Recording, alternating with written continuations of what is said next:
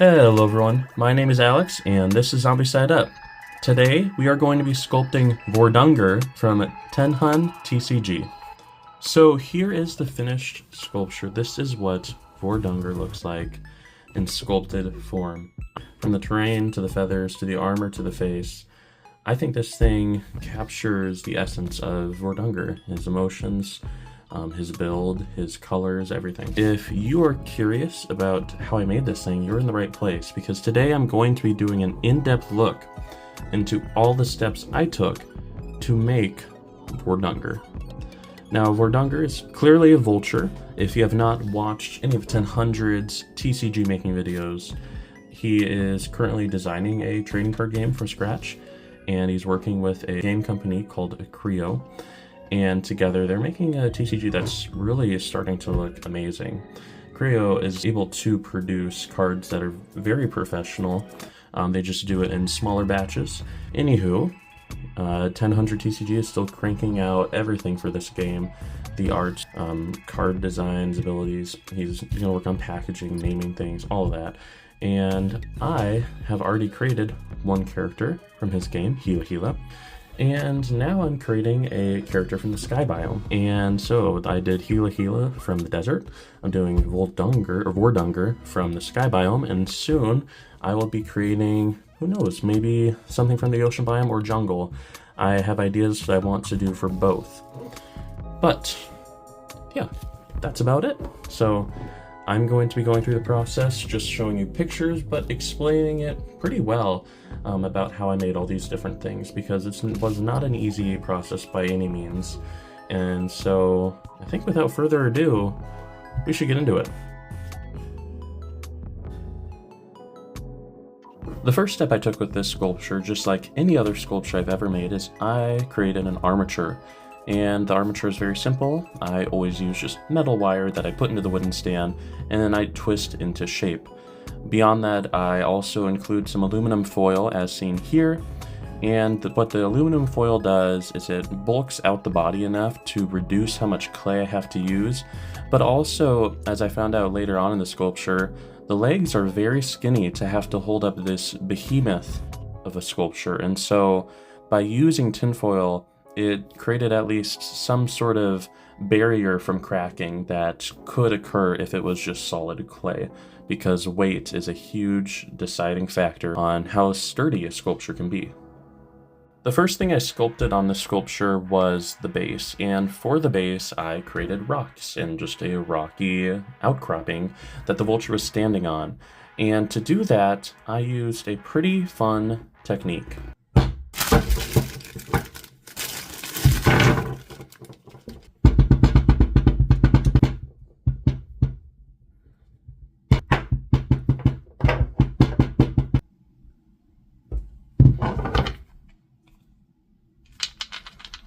Anywho, at this point in the process, I also took the time to sculpt the feet, the legs, and also start working on the body.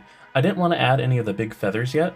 I wanted to instead add some of the hairs running down along the chest and the sides. And I think I accomplished that pretty well by using an X-Acto knife where the hairs were really small down by the legs.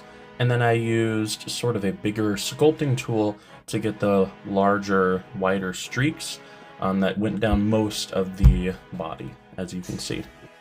At this point, I took the time to bake it and set it in place so I could begin work on this stage, which is the feathers stage. I wanted to add feathers onto the wings, I wanted to add feathers onto the back of Vordunger.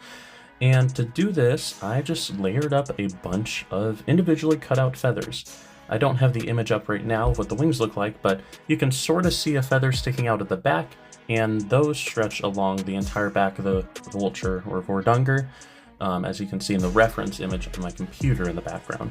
And so one other thing is that I used sort of a fiberglass mesh tape for the wings, because they can withstand the heat of the oven, and they supported the clay really well. However, they made my hands kind of itchy because I did have to cut it, and that let out little shards of glass, as I'm sure you know if you've worked with this stuff. So I would highly recommend getting a metal mesh. That's what I'm going to do, is get sort of metal wire mesh next time I make wings.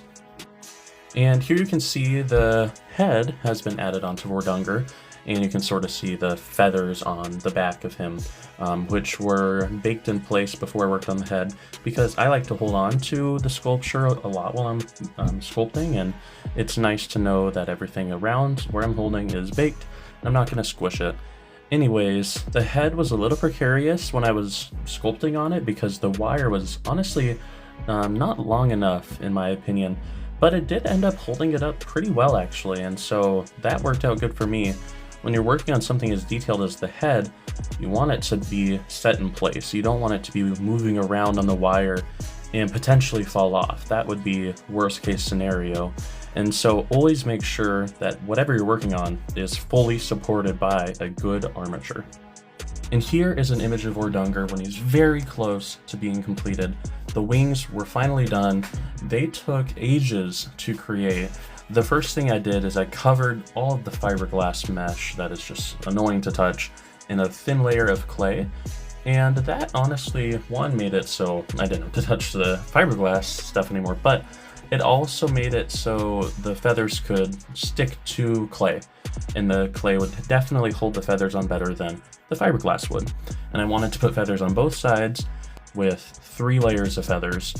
It took ages to do that, and a huge chunk of that time was even just rolling out the clay and getting it to a consistency that I could just cut the feathers out and then put them on, you know? So it took a lot of time, but the finished product is amazing. So let's take a look at what the armor looked like on Vordunger before he was painted. And here is the armor on Vordunger.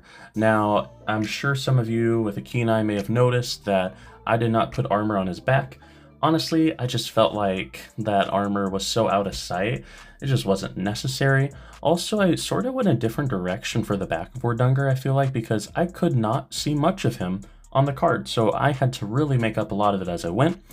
And so that's why I used a bunch of reference pictures as seen here.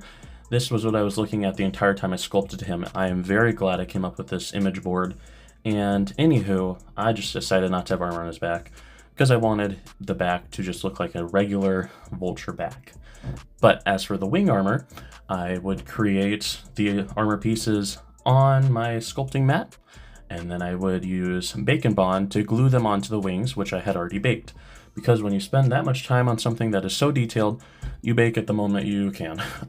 I wanted to get those wings completely hardened before I did anything else. And so it turned out really well. I would highly suggest using Bacon Bond because, as some of you know, wet clay does not stick that well to cured clay. I guess it depends on the brand, but for the most part, you're going to need some sort of glue, and Bacon Bond just works so well. So definitely pick some of that up if you are going to start sculpting. That is a necessity, in my opinion. Then finally, after having finished sculpting Vordunger, it was time to paint. And as with any sculpture, you should always give it a good base coat that allows the paint to have something to stick to, and it can fill in the cracks and highlight the shadows and just make everything look more cohesive. Now, unless you're doing like a white bunny, so you want to just use a white base paint, that makes sense. However, for most sculptures, I suggest using black paint as the base coat, even if there are parts that are lighter, like the head. Still use a black base coat. It will just make everything blend more cohesively. Anyways, I made sure to go through, give it 3 or 4 coats. In some areas, especially the cracks of the feathers, it required a more watered down black paint to get inside those. And I just spent a ton of time getting this step correct so that when I moved on to painting on the colors, I didn't have to worry about random white spots appearing within those hard to reach spots because I had already gone through with a black base paint. So any cracks that were kind of out of sight and were just really shadows, they could just remain black. The next thing I did after the black base coat was completely dry to the touch. I started on the gray dry brush, which I used for the hair and feathers all throughout the body. I did this because obviously it's helped save time. I didn't want to have to paint each feather individually, but also dry brushing is its own unique way to paint a sculpture. You can't capture that by doing each feather individually. You can only capture that look by dry brushing. And I also painted that little collar of hair around its neck with some white. And of course, I painted the head pink, and I did that by using a bunch of different shades of pink and wet blending them together. The next step was adding on a bunch of colors to Vordunger. I added on some blue to his carnacle, I believe it's called. I added on a dry brush of gray to the beak. I painted the tongue red. I added on all the colors to the armor, and I also decided to paint the hump white as well, because I thought it blended in better with the rest of the sculpture, which it definitely does. And then, of course, I painted the eyes yellow in preparation for the pupil. So then I added on the black dot to the pupil, and I made sure to take a bunch of time with this, thinking about how big I want it to be, because if I did mess up and I'd had to paint over the pupil with yellow, it would have taken probably close to 10 coats, because obviously yellow is the hardest color to paint and get a full coverage, and to have to paint over black is much harder. So anyways, it turned out really good first try, and I was happy with it. And then the last step I took is I wanted to make the head shiny and glossy and slimy, because it's a vulture that's gross and it's scavenging, and you wanted to look at it, but then you want to look away. I don't know. But I used UV resin to make it shiny, just like I made the mouth shiny for Gila Gila. And so I just, step by step, piece by piece, I went all around the face. I would put some UV resin on, then I'd cure it, because even if it's a thin layer, it will still slide down slowly to the lowest point. And sometimes that means going where you don't want it to go. And I also covered the carnacle in some UV resin, because I thought that would look good, and it definitely does. And then, of course, I put some UV resin in the mouth, especially over the tongue, because it's a mouth. I wasn't able to add drool in, but I still think it looks amazing. So there it is. That is my entire process for creating Vordunger. It is such a cool character, and that is the biggest reason for why I decided to sculpt him. So, as with any of my sculptures, once I'm finished sculpting and painting, I move on to editing. I like to create finished, polished pictures of my sculptures that I can show to the community. And so what you're going to see next is similar to what I showed in the Gila Gila video. I'm going to show you 4 finished and edited pictures, as well as their card forms. So I put them into a card template. And the reason for that is I wanted to help visualize what it would look like as a fan art, because I do like to make fan arts for games, whether they're officially added or not. I just think it's fun. And so that's what's coming up next. And I think we should just get straight into that. Alright, so here we have the original picture of Vordunger before I make any big alterations to the colors, and this is the one that I love definitely the most because it keeps Vordunger's original colors. And so the first thing I did was I found a cave background to put behind Vordunger because I just imagined him in a cave. It's a vulture. It just fits well, I think. And then I took a picture of Vordunger outside because in some cases that is the best light source you can get, especially for 3D sculptures. And so that's what I chose for Vordunger. And I really love how the light highlighted the top of Vordunger because it looks like the moonlight behind him is illuminating him, just like it is the cave. So that part worked out really well. And then I put him inside a card template, and I really love how Vordunger looks inside the card. It definitely captures him in a good frame, and so I am happy with that. And this is definitely my favorite, so let's check out the next one.